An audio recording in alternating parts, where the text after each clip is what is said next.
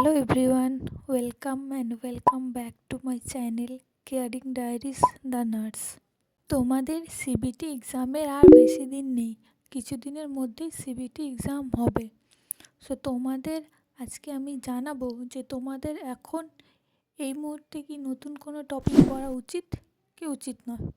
এখানে দু রকমের ক্যান্ডিডেট হতে পারে, এক ক্যান্ডিডেট যারা সারা বছর পড়েছে আর সেকেন্ড ক্যান্ডিডেট যারা সারা বছর পড়েনি, ওনারা ভেবেছেন যে ইন্টারভিউ হবে।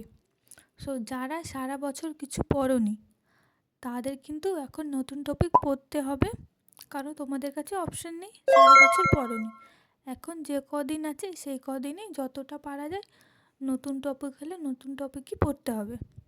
যারা সারা বছর পড়েছো তারা প্রথমে ফোকাস করবে আগে যেগুলো পড়েছো ওগুলো রিভিশন দেওয়ার, ওগুলো কমপ্লিট হয়ে গেলে তারপর নতুন টপিক পড়বে। তোমাদের আগে ভিডিওতে বলেছিলাম যে এক্সামের দিন অবধি কোন দিন কী পড়বে তার একটা প্ল্যানিং করে নিতে। আশা করি সেই প্ল্যানিংটা হয়ে গেছে, সেই অনুযায়ী তোমরা পড়বে। দিনের কিছুটা টাইম রিভিশনের জন্য, কিছুটা টাইম এমসিকিউ প্র্যাকটিসের জন্য এবং কিছুটা টাইম নতুন যেগুলো ইম্পর্টেন্ট টপিক সেগুলো পড়ার জন্য রাখতে পারো। এক্সামের 15 থেকে 16 দিন আছে, তোমরা এই দিনগুলো খুবই ভালোভাবে ইউটিলাইজ করো। দিনের বেশিরভাগ টাইমটাই রিভিশনের জন্য দাও এবং যেগুলো ইম্পর্টেন্ট টপিক সেগুলোকে আগে কভার করো। Study hard, study well, by.